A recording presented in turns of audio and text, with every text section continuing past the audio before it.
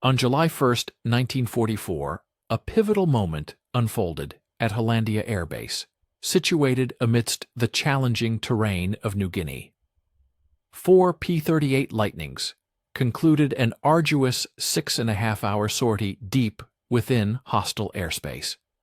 As 3 of the pilots disembarked from their twin-engine fighters, their fuel gauges hovered precariously close to empty, indicating a mere 50 gallons, perhaps even less, remained in their tanks. Yet, the 4th aircraft, piloted by a 42-year-old civilian, presented a starkly different picture, astonishingly showing 210 gallons still available, despite sharing the identical mission parameters, enduring the same weather conditions, and flying the exact same model of aircraft.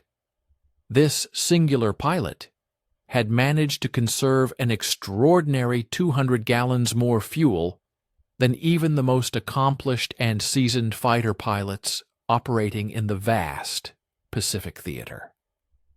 The ground crew chief, a man accustomed to the rigorous demands of military aviation, stared intently at his fuel stick, then, compelled by disbelief, meticulously rechecked the reading.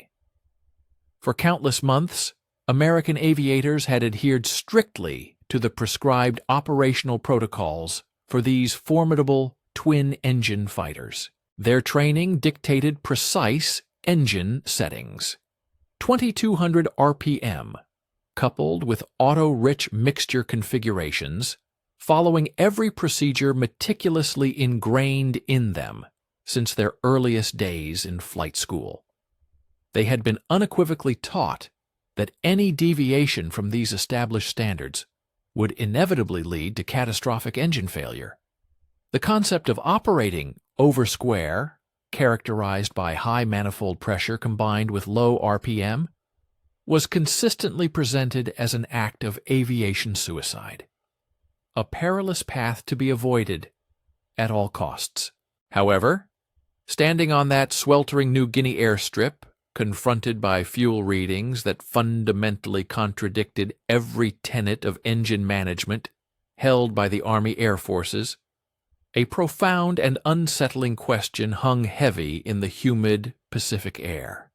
What if the very foundations of their flight instruction, everything they had been taught about operating these complex machines, were fundamentally erroneous?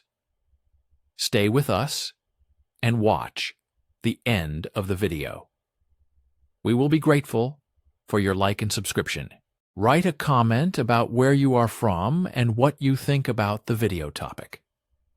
The strategic checker game had engrossed Colonel Charles MacDonald and Lieutenant Colonel Merrill Smith for a solid 20 minutes, when a distinct knock interrupted the quiet concentration at their screen door. MacDonald, his mind still deeply immersed in calculating the intricate moves across the red and black squares, barely lifted his gaze. The oppressive afternoon heat pressed relentlessly upon their makeshift headquarters at Hollandia Air Base, a constant reminder of their challenging environment. Across from him, Lieutenant Colonel Smith, equally absorbed in their improvised diversion, found solace in one of the scant forms of entertainment available in this remote corner of Netherlands, New Guinea. "Excuse me, gentlemen." The voice, imbued with an unassuming yet undeniable authority, finally drew MacDonald's full attention toward the doorway. A man of middle age, clad in crisp navy khakis, stood there, his uniform remarkably unblemished, despite the pervasive humidity. He introduced himself with a simple, resonant declaration, "I'm Charles Lindbergh." MacDonald's hand, poised midway to a checker piece, froze instantly. The legendary name hung suspended in the air, a chilling echo like the lingering smoke from a downed aircraft.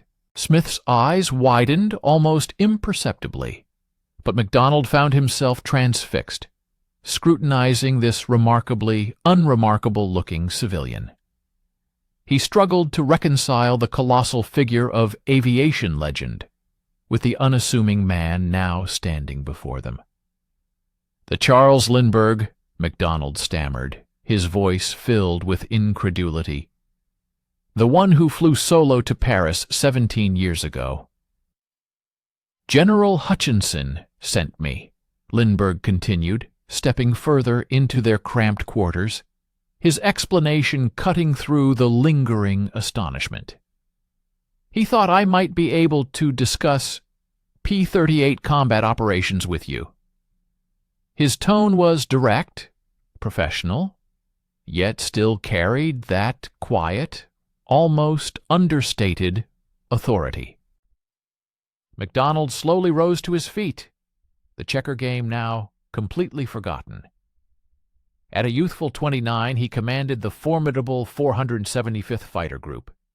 Yet he had grown up, like countless others, devouring stories of Lindbergh's historic Atlantic crossing.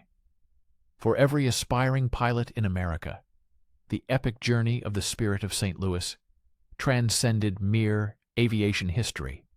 It symbolized the pivotal moment when flying transitioned from daring circus stunts to a legitimate and transformative mode of transportation. And now, that very same pioneering aviator stood within their humble tent, seeking insights into their daily grinding reality of flying perilous missions across the immense expanse of the Pacific. "Of course, Mr. Lindbergh, please sit down." MacDonald courteously gestured toward a folding chair, then promptly called for Colonel Warren Lewis. He recognized that if they were to engage in a meaningful discussion about P-38 operations, Lewis's presence was absolutely essential. As the commanding officer of the 433rd Fighter Squadron, Lewis possessed an unparalleled understanding of the grim, crushing mathematics inherent in their current operational situation, a burden he carried with profound personal knowledge. Lewis arrived within mere minutes, his flight suit still damp with perspiration from the morning's demanding briefing session. He took one look at their unexpected visitor, and his usual professional composure visibly faltered, cracking slightly under the weight of the moment. "Mr. Lindbergh," Lewis began, a hint of irony in his voice, "what brings you to our little corner of paradise?"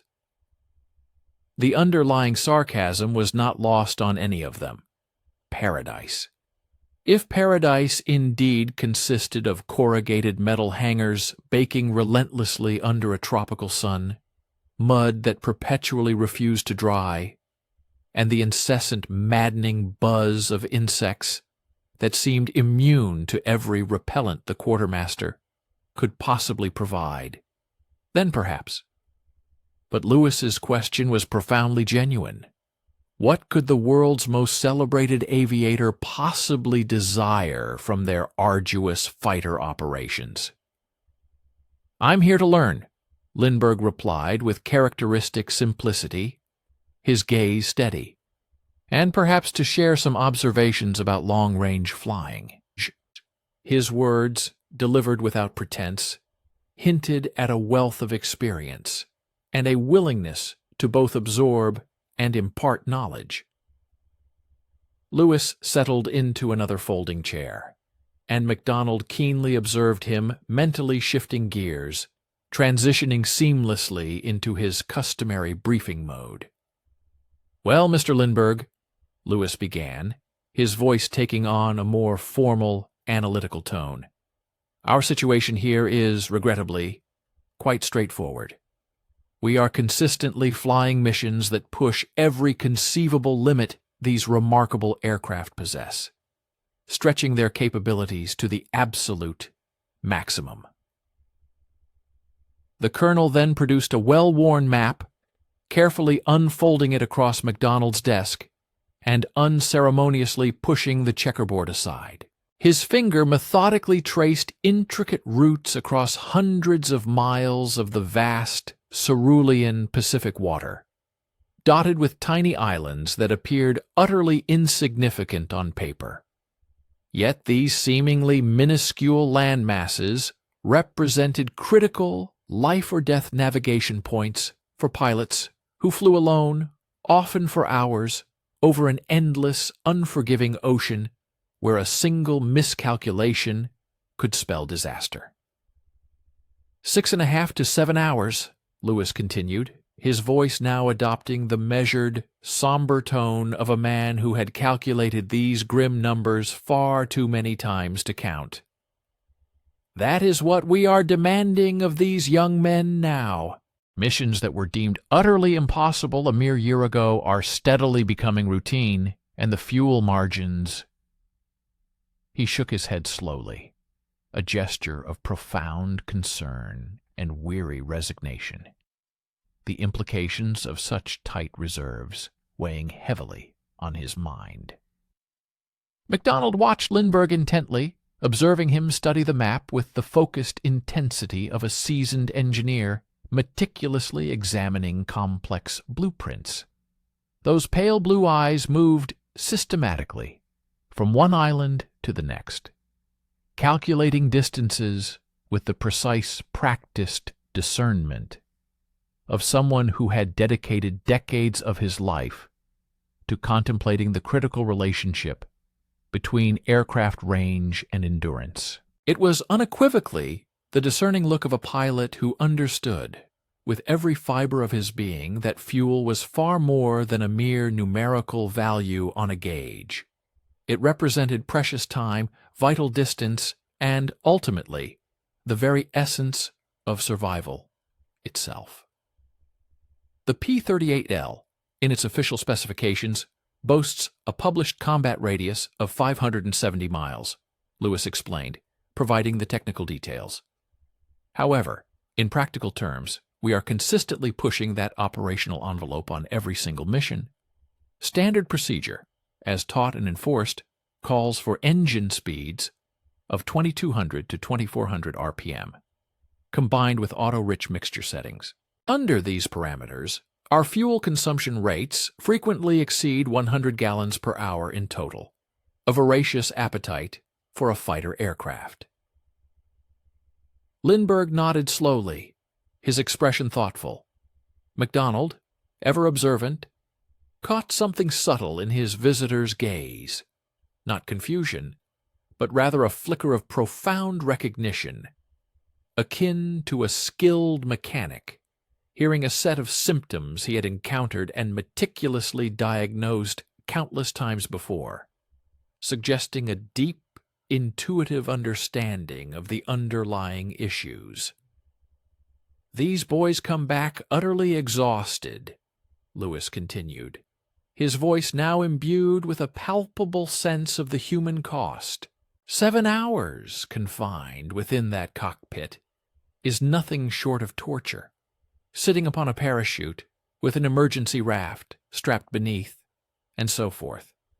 The sheer physical strain is one thing, but the relentless mental pressure... He gestured again toward the map, sweeping his hand across the vast distances. Every single mission brief inexorably transforms into an agonizing fuel calculation. How much reserve do we truly have? How long can we realistically afford to stay over the target? What is our absolute, unyielding point of no return? Is our absolute point of no return? This stark question encapsulated the existential dread haunting the pilots.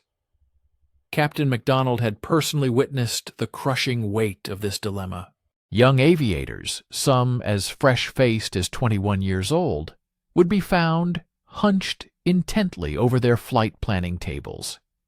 With the rudimentary tools of slide rules and pencils, they meticulously calculated the slender margins that determined their very survival, often questioning if they would witness another dawn. Far too many valiant individuals had already perished, not from the enemy's projectiles, but from the insidious depletion of their fuel reserves. The cold, hard reality of the mathematics was utterly unforgiving.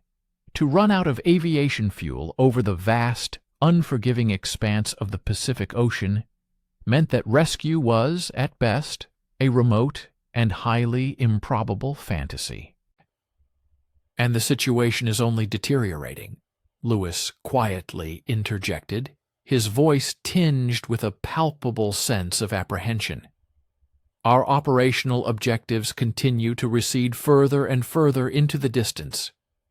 What began with demanding flights to Rabaul and Wewak has now escalated to discussions of arduous missions penetrating deep into the Philippine archipelago. The theater of war is inexorably shifting westward, yet our aircraft's intrinsic fuel capacity remains stubbornly stagnant, failing to keep pace with these expanding demands." Lindbergh, the renowned aviator, absorbed every word without interruption, his gaze unwavering. Occasionally, he would interject with precise inquiries concerning intricate details such as mixture settings, optimal propeller pitch, or preferred cruise altitudes. His questions were remarkably specific, deeply technical, and unveiled a profound, almost encyclopedic understanding of complex aircraft systems that genuinely astonished MacDonald.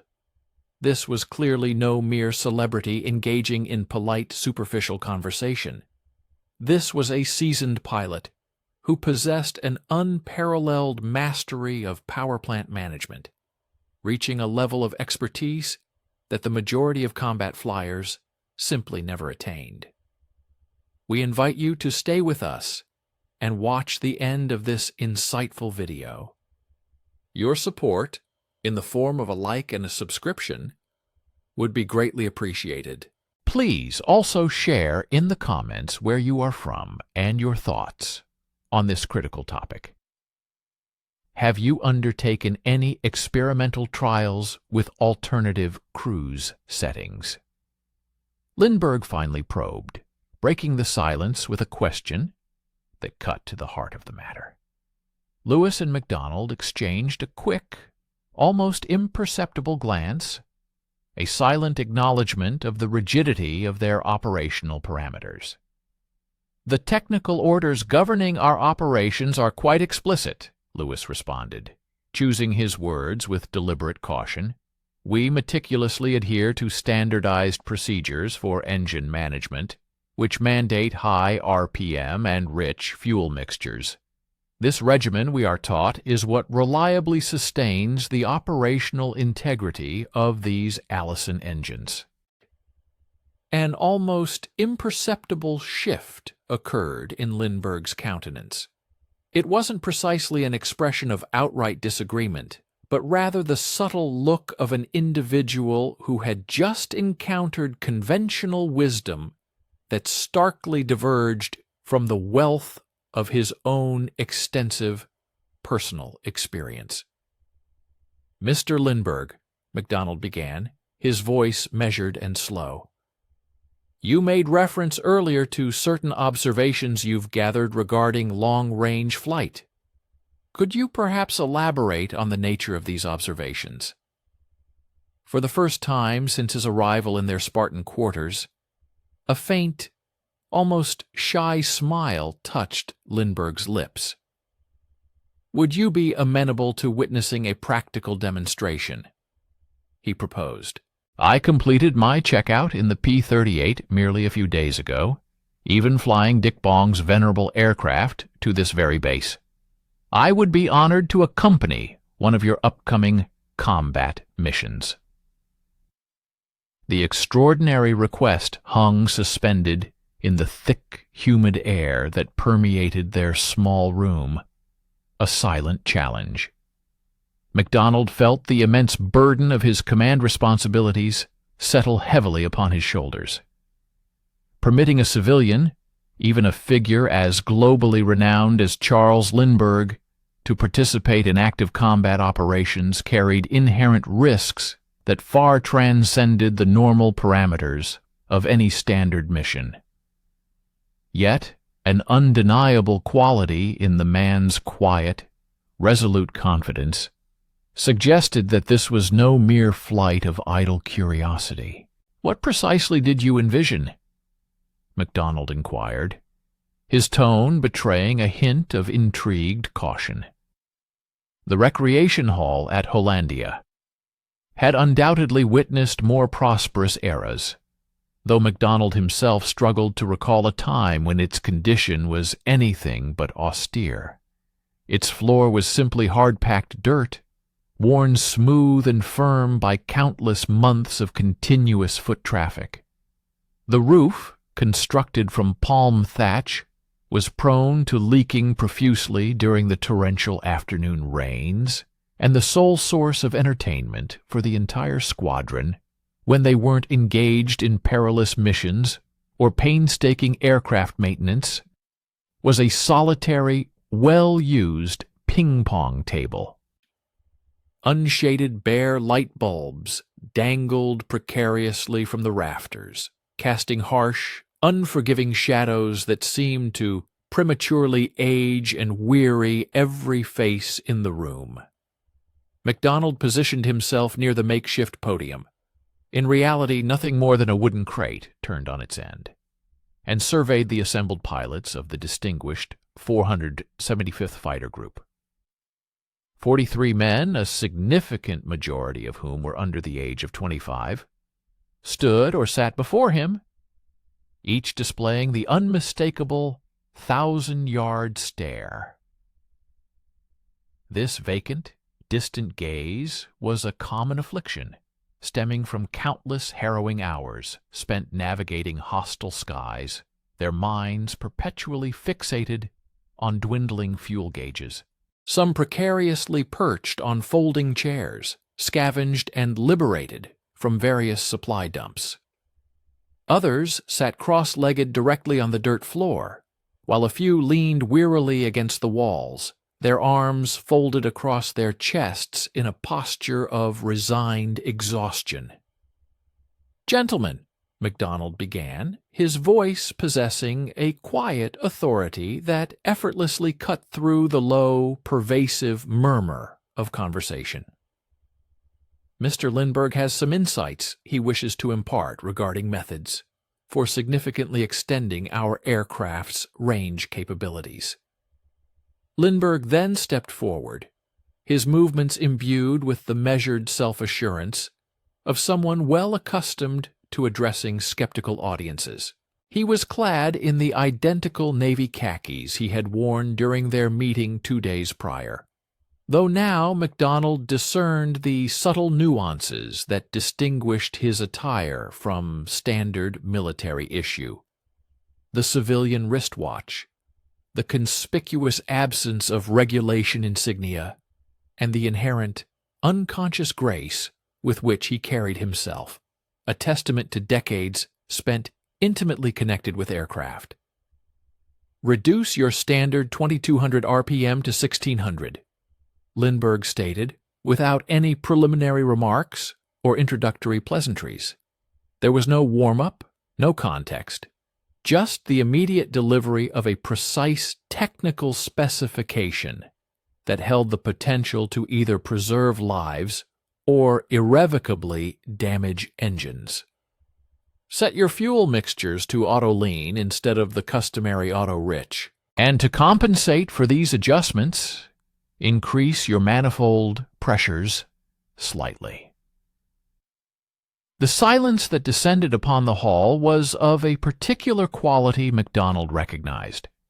It wasn't born of outright confusion, but rather the audible mental grinding of pilots desperately striving to reconcile the radical instructions they had just received with every fundamental principle they had ever been rigorously taught. Lieutenant Bobby Johnson, recognized as one of their most consistently reliable formation leaders, tentatively raised his hand. "Sir," he ventured, his voice betraying a hint of incredulity, Are you truly suggesting we can reduce our RPM to as low as 1400 and simultaneously utilize 30 inches of mercury manifold pressure? That is precisely correct, Lindbergh affirmed, his tone unwavering. The resulting fuel savings typically fall between 50 and 100 gallons per mission, contingent upon prevailing conditions and the overall duration of the flight. The silence in the room intensified, growing heavier. MacDonald meticulously observed the faces of his pilots, discerning a complex interplay of hope and horror etched across their features. Hope, because a greater operational range offered the tantalizing prospect of significantly improved survival odds, enhanced tactical flexibility, and the long-sought ability to finally reach targets that had previously remained tantalizingly beyond their grasp. Horror, however, because every single flight instructor, every authoritative technical manual, and every engine school they had attended had instilled in them one unshakable, fundamental principle. Never, under any circumstances, run an engine over square. Captain Jim Watkins articulated the collective apprehension that permeated the room. "Mr. Lindbergh," he began, his voice strained, "that operating configuration is surely going to incinerate our engines. We have been consistently instructed that a combination of low RPM with high manifold pressure inevitably leads to engine detonation." "You have been misinformed," Lindbergh interjected, his voice carrying the quiet, unassailable authority of absolute certainty. "The efficacy of this technique stems from the fact that you are maintaining a high manifold pressure while concurrently reducing the RPM, rather than operating both at high settings simultaneously. When this method is combined with auto-lean mixture settings instead of the standard auto-rich, it effectively reduces the total fuel consumption to approximately 70 gallons per hour." Lieutenant Thomas Hayes, a young man barely 22 years old and still radiating the eager intensity characteristic of someone who had completed flight school a mere 6 months prior, audibly performed the quick calculation. 70 gallons per hour versus our current rate of 100 plus, he exclaimed, his voice filled with a mixture of awe and excitement. "That represents an almost 30% reduction." The discussion centered on a remarkable proposition, an efficiency gain of 100 plus, representing an astonishing reduction of almost 30% in fuel consumption. Lindbergh, with an air of quiet authority, expanded upon this revelation. He explained that by employing a specific flying technique at an indicated airspeed of 185 mph, the aircraft would achieve approximately 6 miles per gallon. This seemingly modest improvement held profound implications, as it promised to extend their combat radius significantly, from a conventional 570 miles to an impressive 700, potentially even 750 miles, contingent upon prevailing atmospheric conditions. These astonishing figures hung heavy in the warm, humid air, resonating with the force of impending artillery fire. Colonel MacDonald observed his pilots, their minds visibly racing with complex calculations, striving to comprehend the tangible impact these numbers could have on their operations. A combat radius stretching to 750 miles heralded the possibility of undertaking missions previously deemed utterly unfeasible. Deep penetration strikes into heavily fortified Japanese-held territories that had, until now, remained well beyond the operational limits of their fuel supply. Yet the resistance to this new approach was not merely mathematical. It was deeply ingrained. These seasoned airmen had survived countless engagements by rigidly adhering to established protocols designed to safeguard their engines and ensure the continued flight of their aircraft. The Allison V-1710 engines powering their P-38s were notoriously temperamental even under routine circumstances. Therefore, the mere suggestion of deviating from established cruise settings felt akin to recklessly gambling with their very lives. "Sir," interjected Major Pete Peterson, his voice carrying the weight of hard-won experience from numerous missions over Rabaul, his skepticism forged in the crucible of combat. "Every technical order we have ever consulted explicitly cautions against over-square operation, citing the severe risks of engine knock and irreversible piston damage." Lindbergh, however, responded with a measured patience, seeking to deconstruct their deeply held beliefs. "This procedure appears contentious precisely because your training has instilled the conviction that it would inflict harm upon the engines," he countered. "But I urge you to scrutinize the origin of that instruction. How many of your former instructors possessed extensive practical experience with sustained long-range cruise flight? How many had first-hand knowledge of operating these specific power plants under prolonged endurance conditions, pushing them to their maximum efficiency?" Stay with us and watch the end of the video. We will be grateful for your like and subscription. Write a comment about where you are from and what you think about the video topic. This incisive query struck directly at the heart of their predicament. Conventional military flight training was meticulously structured around the imperatives of combat maneuvering, intricate formation flying, and precision gunnery, disciplines entirely distinct from the kind of exceptionally efficient long-range cruise techniques that Lindbergh had meticulously refined over his decades immersed in civilian aviation. The technical orders, moreover, were typically drafted by engineers whose paramount concern was engine longevity, often at the expense of operational range, operating under the assumption that the physical fuel capacity of an aircraft, rather than its rate of consumption, would inevitably define its mission parameters. Lieutenant Colonel Smith, who had maintained a thoughtful silence throughout Lindbergh's comprehensive explanation, finally broke it. "Mr. Lindbergh," he began, his tone reflecting genuine concern, "you are proposing that we undertake missions lasting 9 hours. Already, 7 hours confined within the cramped cockpit of a Lightning is an ordeal approaching torture, perched precariously on emergency equipment, constantly contending with the idiosyncrasies of the oxygen system, and battling the insidious onset of fatigue that inevitably compromises judgment." He then swept a hand across the assembled pilots. "9 hours, sir, seems to transcend the very limits of human endurance." Colonel MacDonald nodded gravely in agreement, acknowledging the undeniable reality of these physical demands that simply could not be dismissed. P-38 cockpits were inherently restrictive even under optimal conditions, and missions of extended duration necessitated pilots remaining seated on their parachutes, emergency rafts, and an array of survival gear for many consecutive hours. Oxygen masks, initially tolerable, progressively became sources of intense discomfort.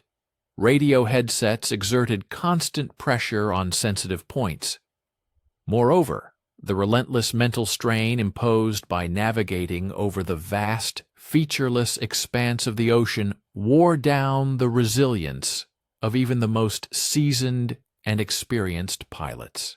"The challenge of human endurance is entirely legitimate," Lindbergh conceded, his voice calm amidst the rising concerns. "However, I urge you to contemplate the grim alternative. How many brave pilots have you already lost due to the tragic inevitability of fuel starvation? How many critical missions have been prematurely aborted because insufficient fuel margins precluded adequate time over their intended targets? The weight of Lindbergh's question resonated deeply, striking a painful chord with every pilot in the room, for each man knew the agonizing answers all too well. An unacceptably high number of valiant individuals had simply vanished over the vast, unforgiving Pacific, their aircraft disappearing without a trace when their fuel supplies inevitably dwindled hundreds of miles from the nearest landmass. Others had been compelled to abandon their objectives, turning back prematurely, thereby allowing enemy installations to remain fully operational, their strategic importance undiminished due to the critical lack of fuel required to complete decisive attacks. The fundamental choice before you is not between comfort and discomfort, Lindbergh continued, his voice maintaining its quiet intensity.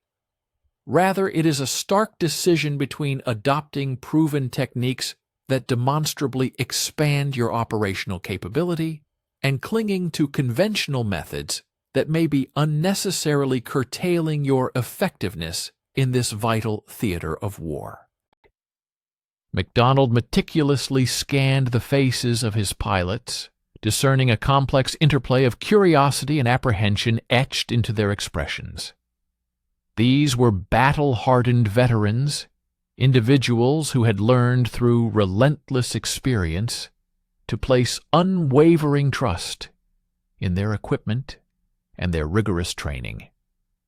Yet they were also pragmatists, acutely aware that survival, particularly in the unforgiving realm of aerial combat, frequently hinged upon their capacity to adapt swiftly to new information and embrace innovative approaches.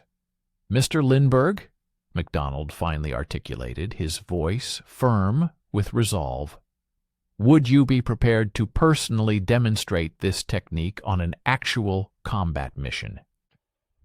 The morning of July 3rd dawned with exceptional clarity over Hollandia, offering an expansive visibility that stretched unimpeded to the distant horizon, a welcome change after a week of obscured skies. Colonel MacDonald stood watchfully beside his P-38 Lightning at precisely 0530, observing the meticulous, final checks performed by the ground crews, while the tropical air still retained the refreshing coolness of the receding night. This particular mission was designed to serve as the ultimate crucible, testing every assertion Lindbergh had made regarding advanced fuel management. A formidable 1,280-mile round trip that would push even the most conventional fuel planning strategies to their absolute, unforgiving limits.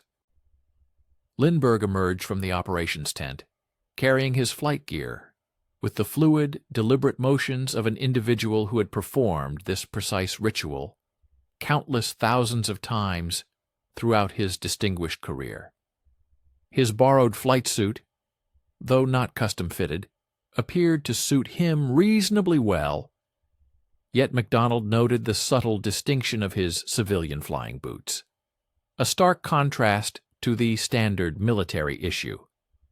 Even more telling was the effortless grace with which he handled his essential equipment: the parachute harness, the Mae West life jacket, the oxygen mask, and the survival kit, all arranged with the innate efficiency born of extensive, practiced routine. "The weather conditions appear highly favorable for our demonstration," Lindbergh observed, his gaze sweeping towards the eastern horizon, where the nascent sun was commencing its daily task of dissipating the overnight haze. "Visibility should remain perfectly clear for navigation throughout, and the winds are notably minimal." MacDonald offered a curt nod, though his own focus remained intently fixed on the intricate fuel calculations he had painstakingly rerun no less than 3 times during his restless night. He knew with chilling certainty that standard cruise settings would demand every single drop of the P-38's internal fuel capacity, leaving virtually no margin whatsoever for unforeseen combat maneuvering or the potential onset of unexpected headwinds. If Lindbergh's revolutionary technique failed to deliver the promised crucial savings, the grim reality was that they would find themselves calculating desperate glide ratios over the vast, indifferent expanse of the open ocean.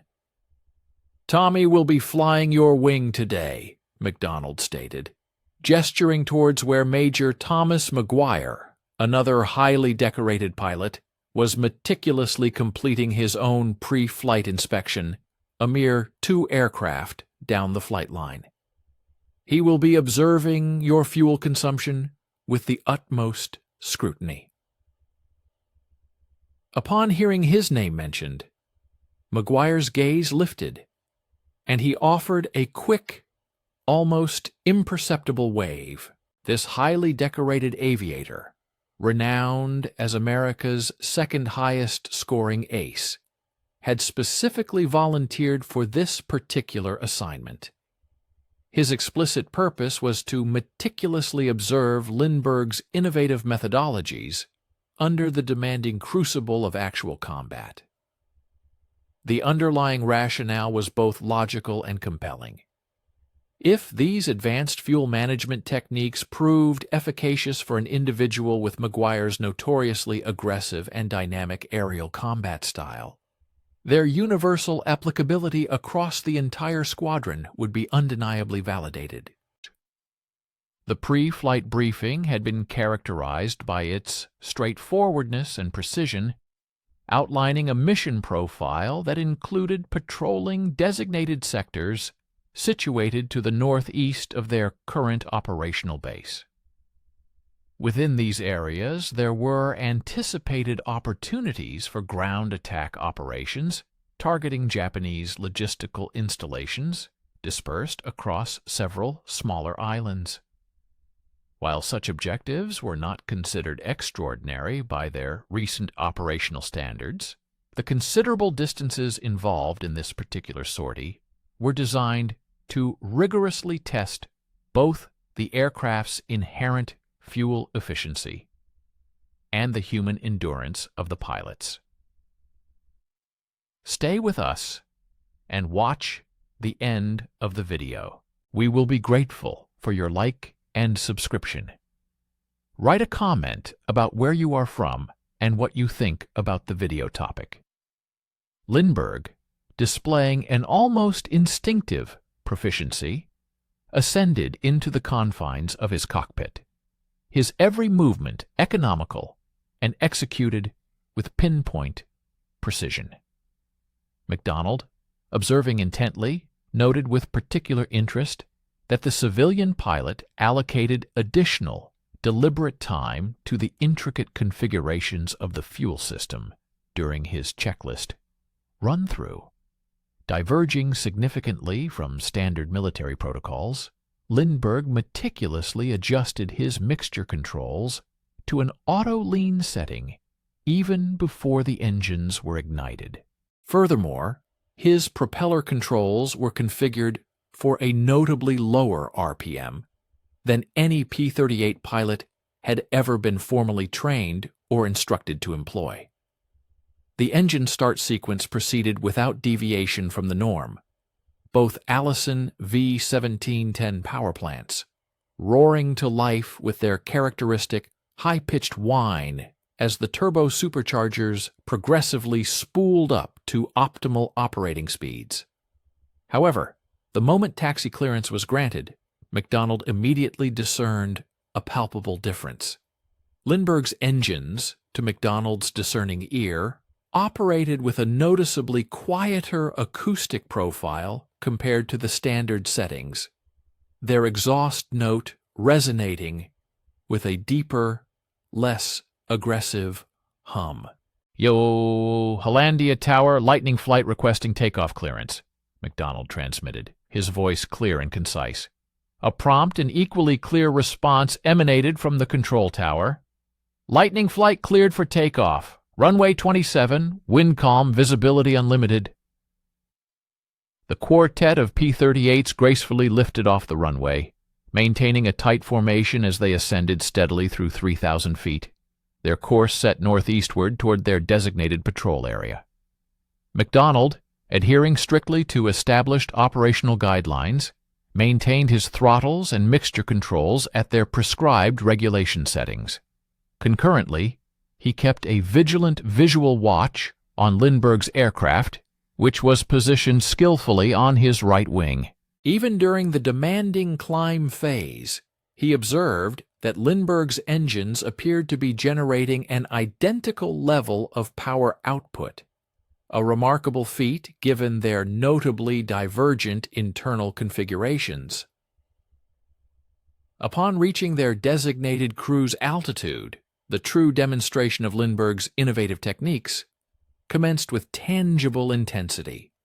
Lindbergh's voice, emanating through the radio, conveyed a message imbued with meticulous technical precision. Reducing RPM to 1600, manifold pressure 30 inches, mixture auto lean, airspeed 185 indicated. This concise transmission outlined the specific, unconventional settings he was now employing. McDonald, in response, diligently cross-referenced these reported figures with the readings displayed on his own aircraft's instrumentation panel, an essential act of comparative analysis.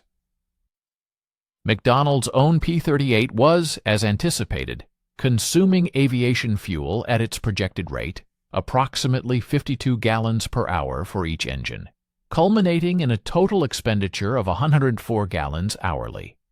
Yet his keen visual assessment indicated that Lindbergh's aircraft was effortlessly sustaining an identical airspeed and altitude, notwithstanding its profoundly altered and unconventional engine configurations. The initial hour of the mission unfolded without incident, with navigation progressing precisely according to the pre-established flight plan. McDonald, increasingly intrigued, found himself scrutinizing his fuel flow indicators with greater frequency than was customary, meticulously correlating his own consumption rates against the detailed mission planning calculations. Every parameter on McDonald's flight deck aligned perfectly with the anticipated performance benchmarks, a fact that lent growing credence and significance to Lindbergh's bold assertions. The prospect that the civilian pilot could genuinely achieve a remarkable 30% reduction in fuel consumption while simultaneously preserving optimal cruise performance carried profoundly staggering implications for the vast and demanding operational theaters across the Pacific. Such an efficiency gain would revolutionize logistical planning and extend combat reach dramatically. At precisely the 1 hour and 30-minute mark, McGuire's voice pierced the ambient radio silence. "Lead," he transmitted. "I'm showing fuel flow approximately 20% below normal for this phase of flight."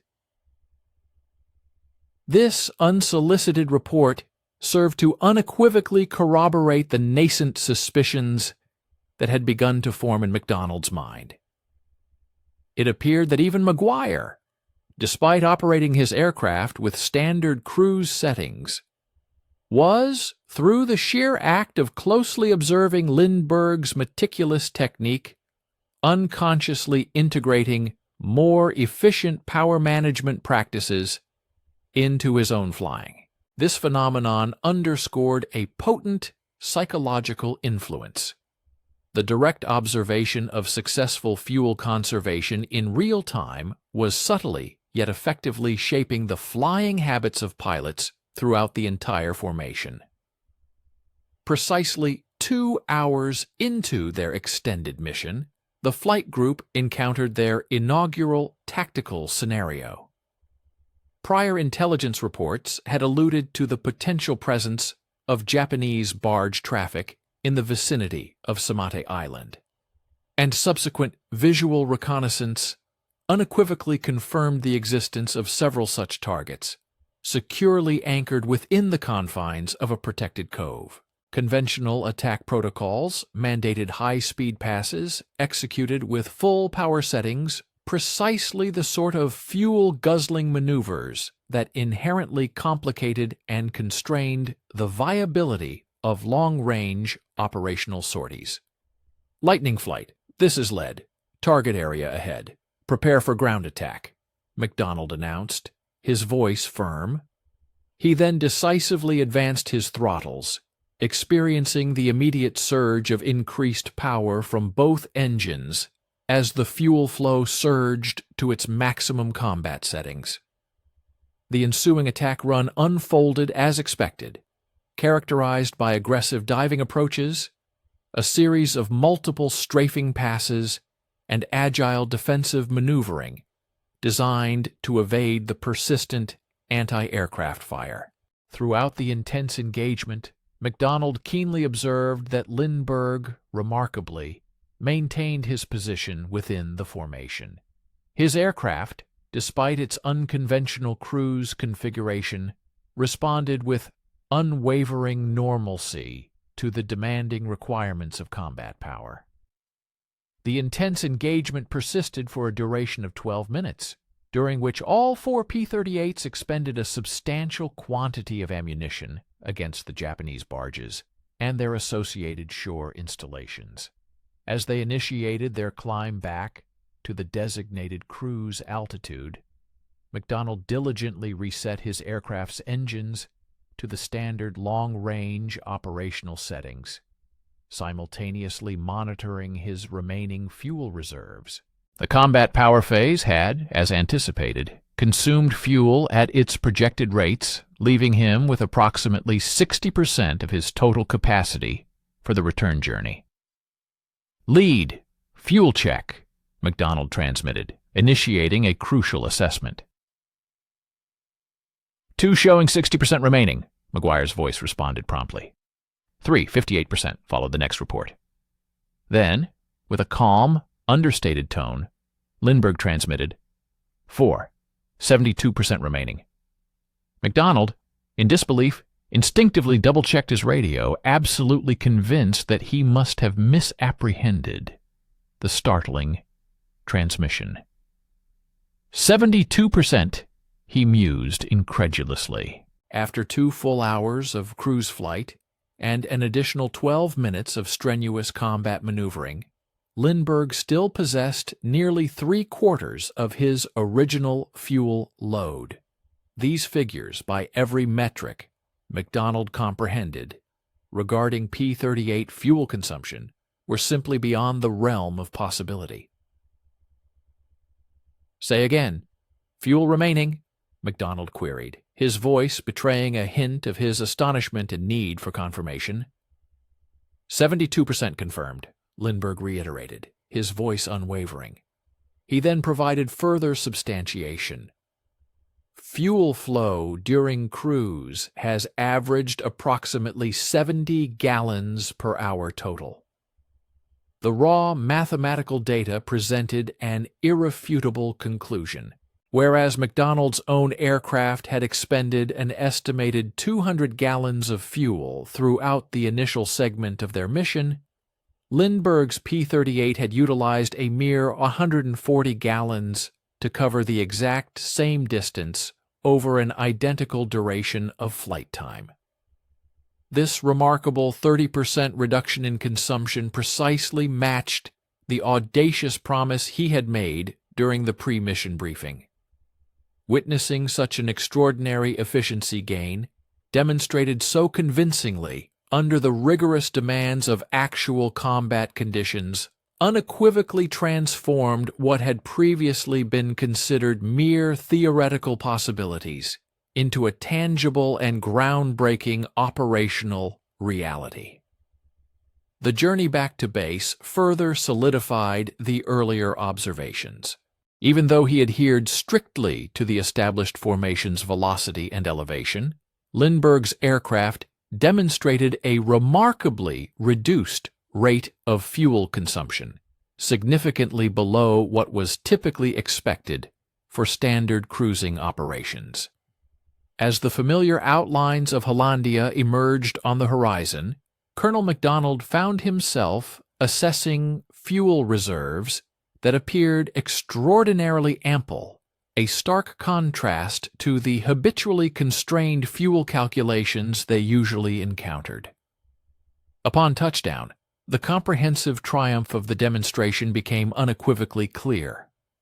Ground personnel promptly initiated precise fuel assessments, employing meticulously calibrated dipsticks to ascertain the exact fuel expenditure for every airplane. Colonel MacDonald's Lightning, upon its return, registered an 18% fuel reserve, a quantity deemed sufficient for mission accomplishment, yet providing only a minimal buffer against unforeseen contingencies. In stark contrast, Lindbergh disembarked from his cockpit, revealing a substantial 34% of his fuel capacity still untouched within his tanks. We invite you to stay with us and watch the conclusion of this compelling video. Your like and subscription would be greatly appreciated. Please also share where you are watching from and your thoughts on the topic discussed in the video. The initial signs of doubt began to dissipate within the ranks of the ground maintenance teams.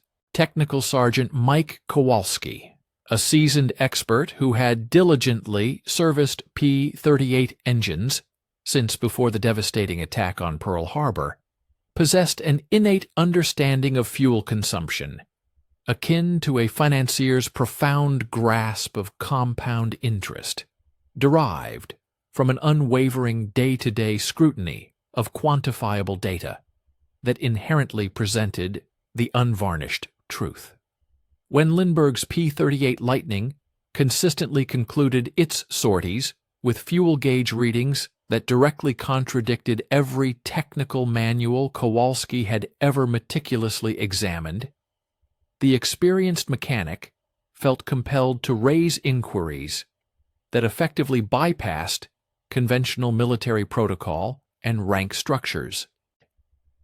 "Colonel MacDonald, sir," Kowalski articulated with a blend of deference and bewilderment, following the fifth consecutive operational flight, where Lindbergh's fuel expenditure registered a remarkable 30% below the established normative rates. "It appears this civilian either possesses aircraft with enchanted power plants, or the entirety of our accumulated knowledge regarding optimal cruise configurations is fundamentally flawed." Colonel MacDonald, in these increasingly frequent dialogues, found himself assenting with growing regularity. The empirical data was accumulating with an undeniable arithmetical exactitude that rendered any attempts at dismissal or rationalization utterly futile. Sortie after sortie, Lindbergh's aircraft returned to base with fuel reserves that, by all conventional calculations, should have been an impossibility, given the vast distances traversed and the extensive periods spent aloft. Crucially, his engines exhibited absolutely no indications of the structural degradation or mechanical stress that prevailing military doctrine adamantly asserted would inevitably arise from operating in an over-square condition. The ingrained reluctance among the aviators, however, proved considerably more intractable than the tangible mechanical proof. Lieutenant Hayes, who had bravely volunteered to implement Lindbergh's unconventional methodology during a simulated training sortie, disembarked from his initial endeavor, visibly perturbed, profoundly affected by the intense psychological strain of operating aircraft engines in settings that directly contravened every tenet of his extensive flight instruction. It genuinely felt "Incorrect throughout the entire duration of the flight, sir," he communicated to MacDonald, his voice betraying a lingering unease, as though I was constantly anticipating an imminent catastrophic failure or an explosion. Nevertheless, Lieutenant Hayes's report also corroborated Lindbergh's assertions regarding fuel economy with remarkable precision. A total consumption of 73 gallons per hour, a substantial reduction from his customary burn rate exceeding 100 gallons. The aircraft's fuel instrumentation, dispassionate and objective, remained entirely indifferent to the pilot's subjective psychological discomfort. Instead, it merely registered the undeniable quantitative reality of significantly enhanced operational efficiency. Major Peterson epitomized the last bastion of resistance from the established order against the adoption of this novel methodology. A battle-hardened aviator, seasoned by numerous perilous sorties over heavily fortified Japanese strongholds, Peterson's continued survival was directly attributable to his unwavering adherence to meticulously defined operational protocols that ensured his aircraft remained airborne even when less disciplined pilots gambled recklessly with their margins. "Mr. Lindbergh," he declared, during a particularly fervent exchange within the confines of the operations tent, his voice tinged with incredulity, "you are essentially asking us to wager our very existence on operational methods that fundamentally contravene every principle we have ever learned concerning aircraft engine stewardship." Lindbergh's rejoinder was delivered with the composed equanimity of an individual well-versed in confronting technological skepticism. "Major, your current understanding of engine management stems from instructional regimens specifically formulated for distinct operational imperatives: brief flight durations, maximal power output settings, and prudent safety parameters inherently suitable for educational settings." He then extended a deliberate hand towards the mission planning board, a vast expanse covered with intricate flight paths that spanned hundreds of miles across the desolate ocean.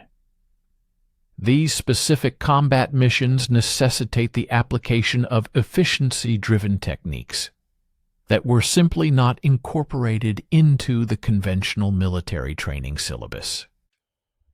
The pivotal moment, the true breakthrough, materialized during a critical operational flight directed towards Wewak on the 28th of July. Colonel MacDonald had meticulously orchestrated this offensive as a conventional formation assault targeting Japanese logistical infrastructure. However, intercepted intelligence dispatches indicated the probability of formidable enemy fighter resistance, precisely the sort of protracted aerial engagement that would rigorously evaluate every facet of aircraft capability under the most arduous circumstances imaginable. Lindbergh, on that momentous day, occupied the wing position alongside Maguire, strategically placing himself where the squadron's preeminent combat aviator could directly scrutinize his innovative methodologies amidst the crucible of actual aerial combat. The predefined mission parameters stipulated a 400-mile journey to the designated target zone, subsequently followed by a potential air-to-air confrontation, a ground assault, and the subsequent return flight.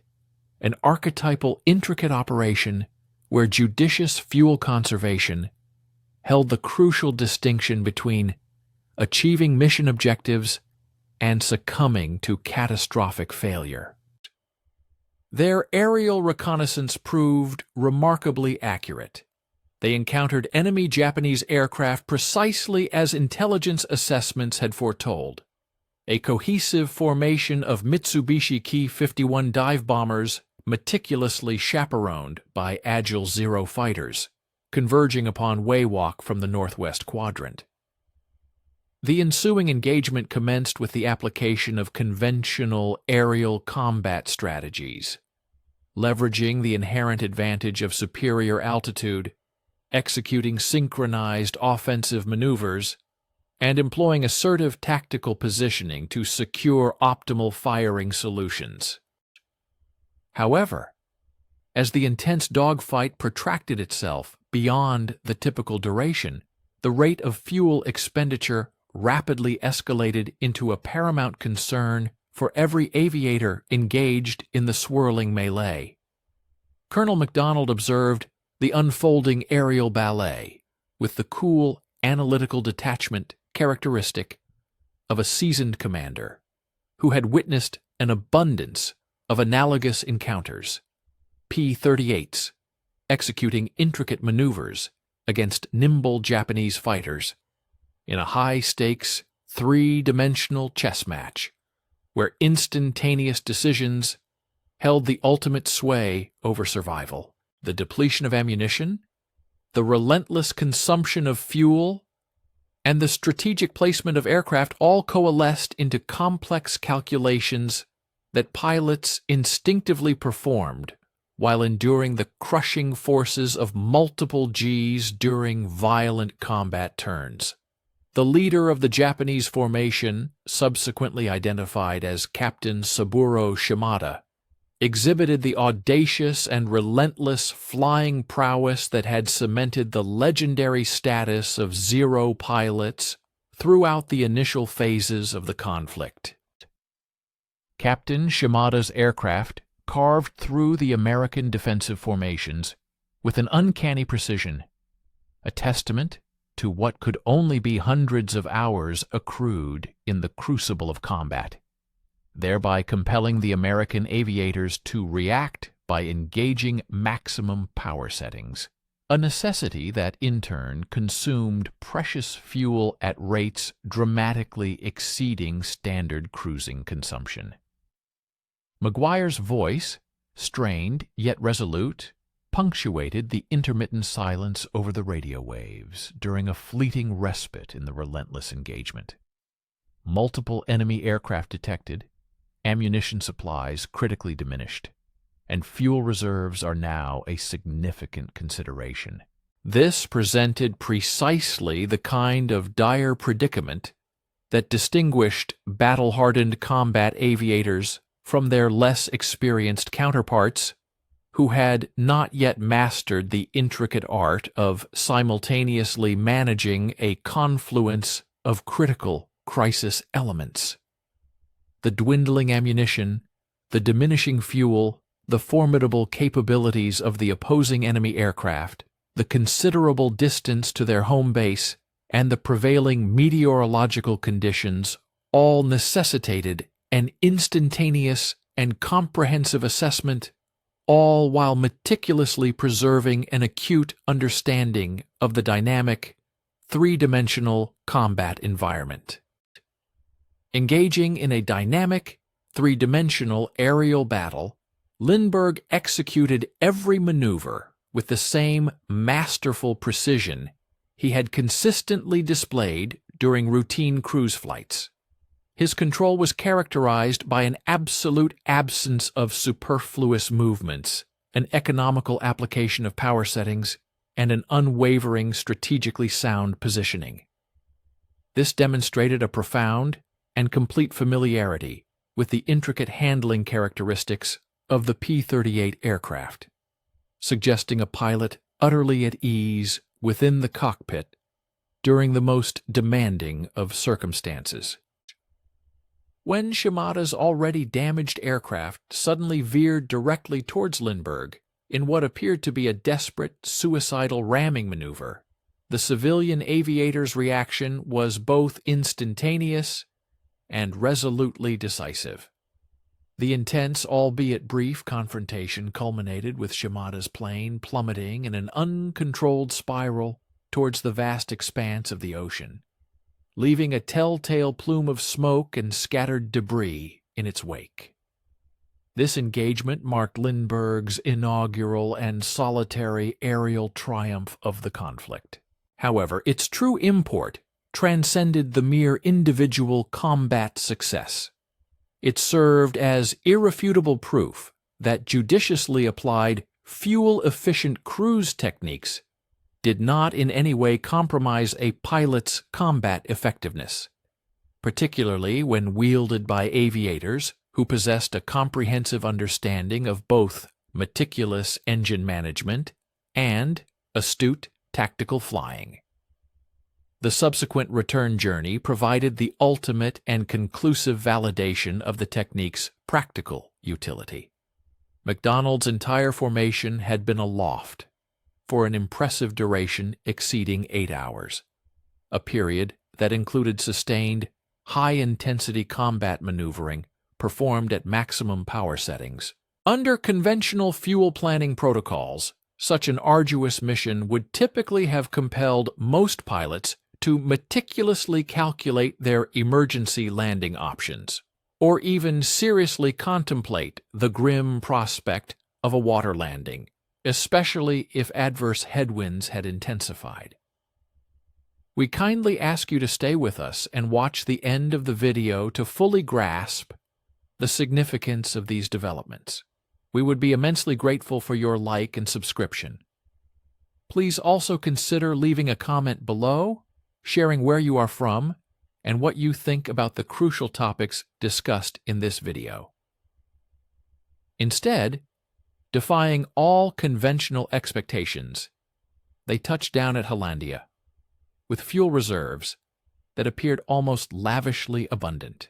McDonald himself landed with sufficient fuel remaining for an additional hour of flight. McGuire, who had diligently experimented with modified cruise settings throughout the entirety of the mission, reported similarly generous margins. Yet, it was Lindbergh's fuel gauges that displayed quantities that continued to defy belief. Enough remaining fuel for nearly 2 full additional hours of flight time, a truly astonishing testament to his methods. The rigorous post-flight inspections conducted by the diligent ground crews revealed absolutely no engine damage, no unusual wear patterns, and a complete absence of any mechanical problems that could possibly suggest detrimental effects stemming from the so-called over-square operation. In fact, Technical Sergeant Kowalski's meticulous examination of Lindbergh's engines actually indicated slightly less wear than that observed in comparable aircraft operated under standard settings. This groundbreaking finding strongly suggested that efficient cruise techniques might, counterintuitively, actually prolong engine life rather than diminish it.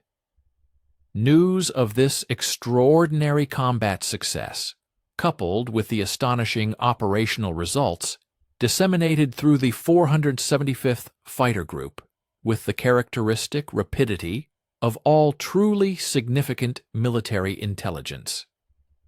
Lindbergh had unequivocally demonstrated unparalleled fuel efficiency even under the most relentlessly demanding operational conditions. He had proven exceptional combat effectiveness against highly experienced enemy pilots, and had returned with engine conditions that directly contradicted every single warning and cautionary statement previously issued regarding the supposed dangers of oversquare damage. That very evening, Major Peterson approached McDonald, his demeanor betraying the grudging respect of an individual whose entrenched professional skepticism had been utterly vanquished by the sheer weight of undeniable empirical evidence. With a newfound conviction, he stated, "Colonel, I'd like to request permission to try Mr. Lindbergh's techniques on tomorrow's patrol mission." The metaphorical dam had unequivocally burst. Within a mere week, every pilot across the entire squadron was actively experimenting with reduced RPM settings and embracing autolean mixtures. The ensuing results mirrored Lindbergh's precise predictions with almost mathematical consistency. A remarkable 30% reduction in fuel consumption, significantly extended range capabilities, and crucially, an absence of any mechanical problems that had not already been erroneously predicted by obsolete training doctrine. MacDonald, observing this rapid transformation, realized with profound clarity that they had witnessed more than just a technical demonstration. They had been privy to a moment where long-standing institutional knowledge was fundamentally challenged and definitively overturned by evidence that simply could not be dismissed or ignored. By August 1944, the profound transformation was complete. What had initially begun as one civilian's controversial and often debated suggestion had, with astonishing speed, evolved into the standard operating procedure across every P-38 unit operating within the vast Pacific theater. Flight manuals were hastily revised to reflect the new realities. Existing technical orders were entirely rewritten, and instructor pilots suddenly found themselves teaching innovative techniques that directly contradicted everything they had diligently learned during their own foundational training. This institutional revolution had occurred with startling swiftness, propelled forward by undeniable operational results that commanding officers found utterly impossible to overlook or disregard. MacDonald stood within the operations tent, his gaze fixed upon mission planning boards that would have been deemed utterly impossible just a few short months earlier. Now, roots stretched deep into previously impregnable Japanese-held territory. Ambitious 950-mile round trips to strategic locations like Balikpapan, extensively prolonged patrols over the expansive Celebes Sea, and critical escort missions that pushed the P-38's inherent capabilities to limits that prior military doctrine had dismissed as mere fantasy. The quantifiable figures articulated the story with undeniable mathematical precision. The combat radius of the aircraft had dramatically increased from 570 miles to an impressive 750 miles. Fuel consumption was demonstrably reduced by a significant 30%, and the overall mission capability, measured in flight time, experienced a substantial expansion of 40%. Colonel Lewis approached him, bearing the latest operational reports, his expression radiating the satisfied contentment of an officer whose once intractable tactical problems had been decisively resolved by an unexpected and groundbreaking innovation. The 432nd Squadron completed an 8-hour escort mission to Borneo yesterday, he reported, with a hint of triumph. Full formation, no fuel emergencies whatsoever, and adequate reserves maintained for combat maneuvering over the target area. The immense significance of this report was certainly not lost on MacDonald.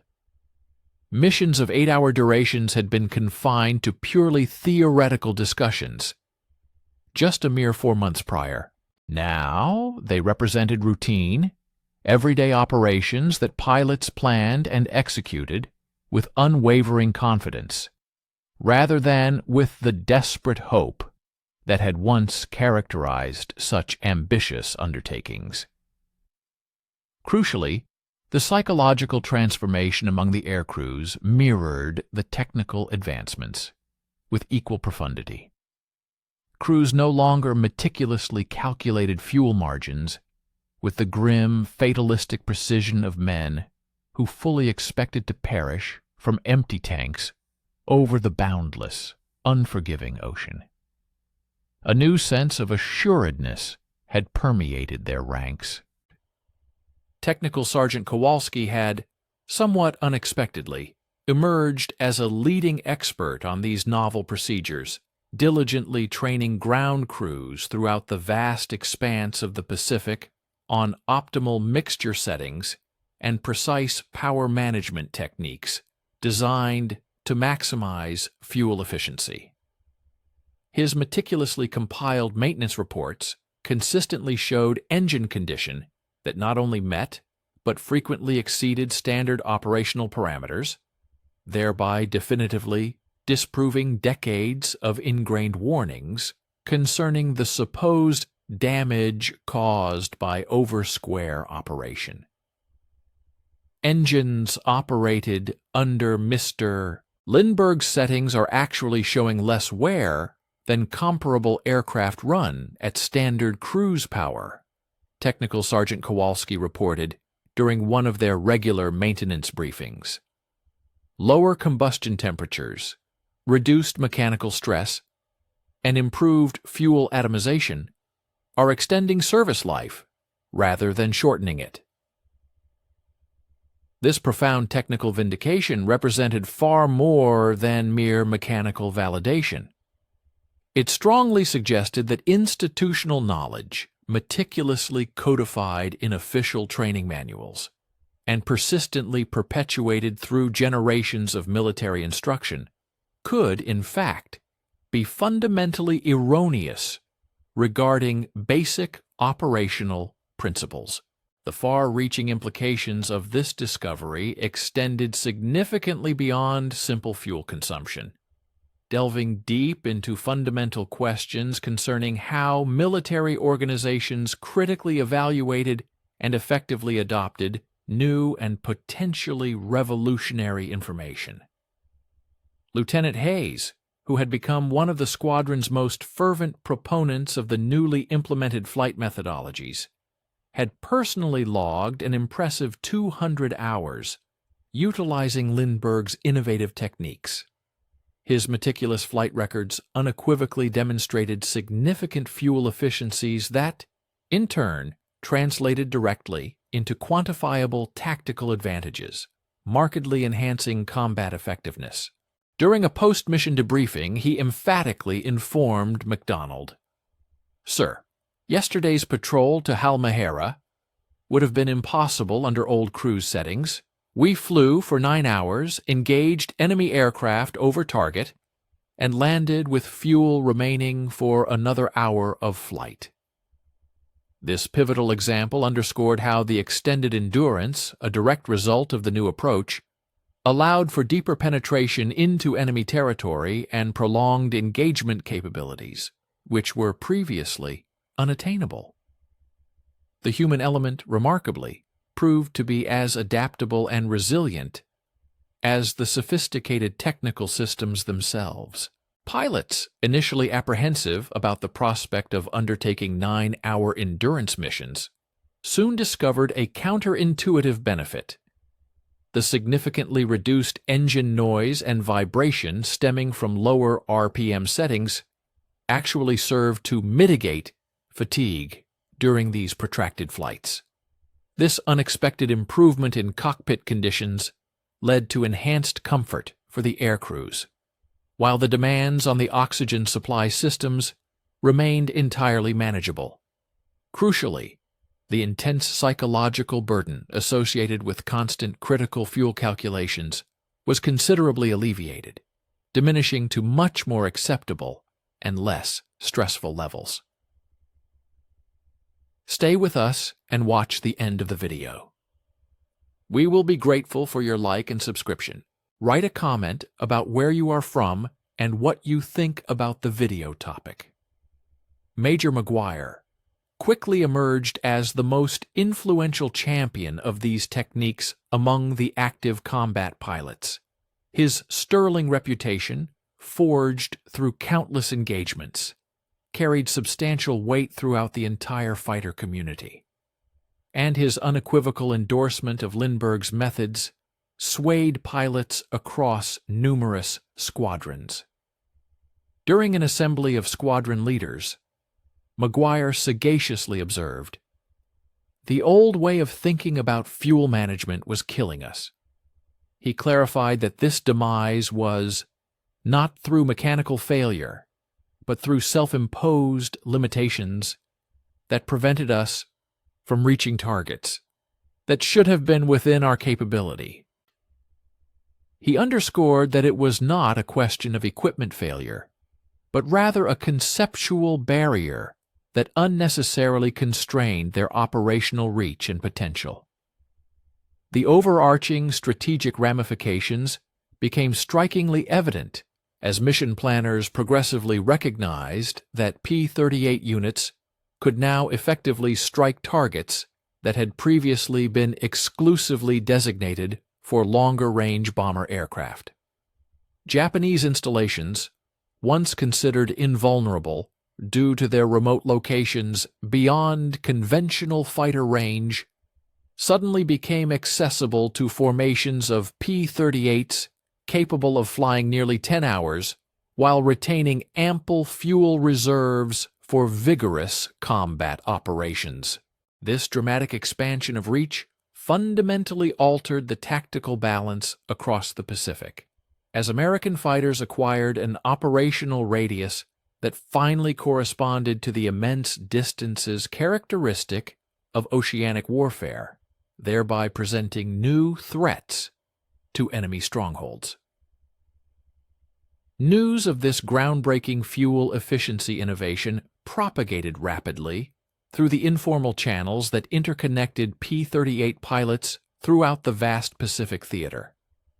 Squadron commanders, from the sun-drenched airfields of Australia to the frigid outposts in the Aleutian Islands, began urgently requesting detailed briefings on these revolutionary cruise techniques, which promised to significantly extend their operational capabilities. This organic, unofficial network of communication among fighter pilots proved far more expeditious in disseminating critical technical information than the cumbersome official military channels. MacDonald soon found himself inundated with requests from units as distant as the China-Burma-India theater, where P-38 pilots contended with analogous range limitations over equally formidable terrain. The efficacy of the techniques Lindbergh had initially demonstrated over the Pacific's waters was equally proven over the towering Himalayan peaks and the dense Burmese jungles, unequivocally confirming that these fuel efficiency principles transcended specific geographical or operational environments. By the latter half of 1944, training squadrons located within the continental United States had seamlessly integrated the new cruise procedures into their standard instructional curricula. Consequently, newly graduated pilots arriving at Pacific combat units were already conversant with techniques that their predecessors had painstakingly acquired through perilous trial and error over hostile enemy territory.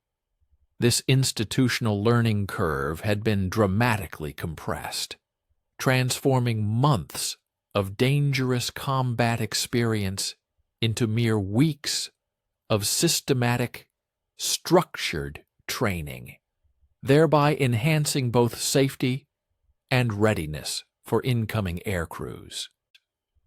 The accumulating statistical evidence swiftly became compelling and undeniable as operational reports poured in from various units. Pilot survival rates demonstrated measurable improvement as the incidence of fuel-related emergencies significantly decreased. Concurrently, mission success rates saw a marked increase, largely because fighter formations could now maintain their presence over target areas for considerably extended periods. Enemy installations, once safeguarded by their sheer distance, became susceptible to regular and sustained attacks by fighters capable of reaching them with sufficient fuel reserves to engage and return safely. Lindbergh's departure from Hollandia in August 1944 signified the conclusion of his direct, active involvement with Pacific operations. Nevertheless, his profound technical contribution continued to exert a substantial influence on combat effectiveness throughout the remaining years of the war. He left behind a dedicated cohort of pilots and ground crews who possessed a deep understanding of fuel management principles, knowledge that would subsequently serve as a foundational bedrock for the development of jet-powered aircraft in the post-war era. The institutional lesson gleaned from this experience transcended the realm of aviation, extending into broader considerations regarding military doctrine and the embrace of innovation. The P-38 fuel efficiency breakthrough had unequivocally demonstrated that conventional wisdom, even when buttressed by extensive training programs and comprehensive technical documentation, could be fundamentally mistaken regarding core operational principles. The alacrity with which these novel techniques superseded established procedures strongly indicated that military organizations possessed the capacity to adapt rapidly when confronted with irrefutable evidence that could not be dismissed or ignored. It highlighted the critical importance of questioning long-held beliefs, even those deeply ingrained. McDonald's final mission report to higher headquarters precisely quantified this profound transformation in terms that resonated directly with strategic planners. The combat radius had been extended by an impressive 31%. Fuel consumption was reduced by a significant 30%. Furthermore, the mission duration capability experienced a remarkable increase of 40%. These compelling figures translated directly into substantial tactical advantages that profoundly shaped air campaign planning throughout the Pacific Theater and established enduring precedents for long-range fighter operations, which would persist through conflicts like the Korean War and far beyond. The quiet revolution, initiated by a singular civilian suggestion to experiment with different engine settings, had fundamentally altered how America's premier fighter aircraft performed in the world's most expansive theater of war. The overarching lesson was both straightforward and deeply significant. Sometimes the established experts may be mistaken, and occasionally the strategic act of conserving fuel is the decisive factor in achieving victory in battle.